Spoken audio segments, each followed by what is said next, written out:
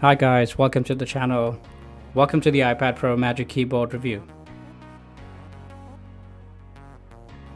So this review is divided into three parts. The first part is the unboxing, part 2 is the Magic Keyboard review itself, and part 3 is my comments and conclusion on the iPad Magic Keyboard and if it's worth it, at least from my perspective.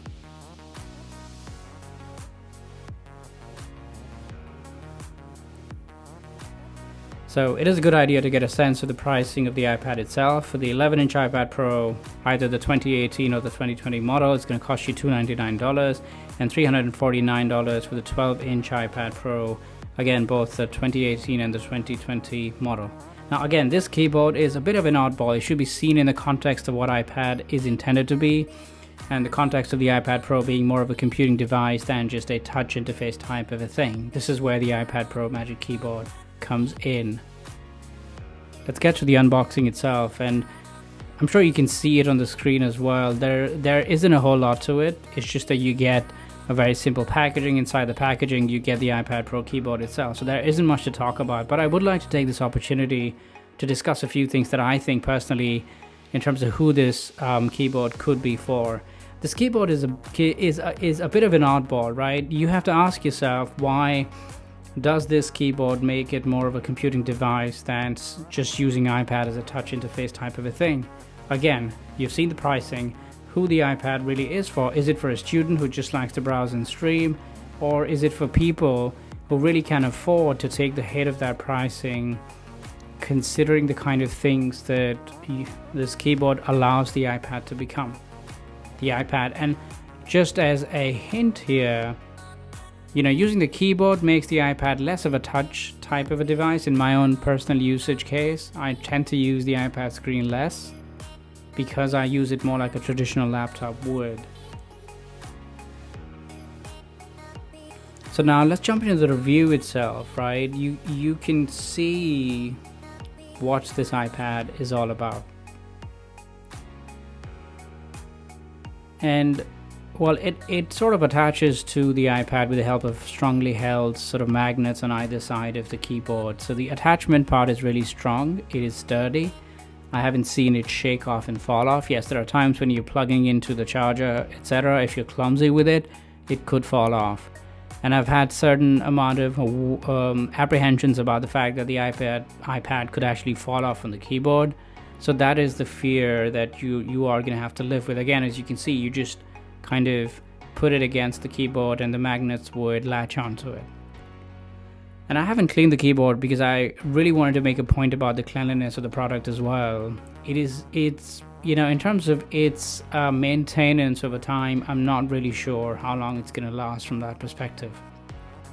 Now, as you can see, the hinge works across the spectrum. You can see a bunch of YouTube stuff on it, but it does go through plenty of angles. It's not going to lay flat like the Surface does, so you have that restriction. So I'd say that in my view, it's such an Apple thing to do, is to give you some sort of an accessory that really does magnify the usage of an iPad, but not go all the way, right? So I don't know how it chimes against their vision of creating a proper computing device. But anyway, here's a few comparison sounds in terms of typing.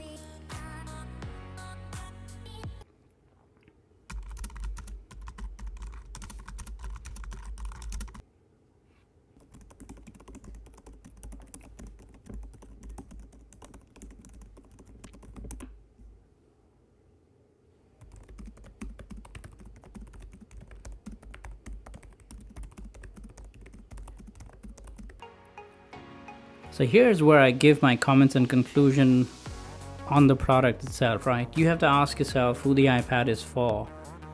Does this iPad Magic Keyboard make it more of a computer? In my opinion, it doesn't make it any more of a computer than an iPad OS sort of update already made it, in the sense that it's not an incremental kind of a value add to the product, which is to say that can you live without it? Yes.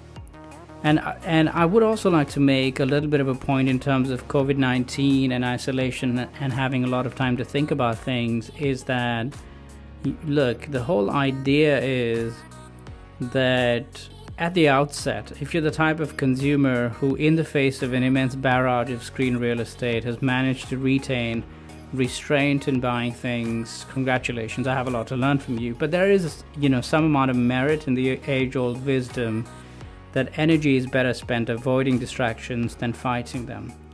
So yes, is this iPad a good product? Is this iPad keyboard a good product?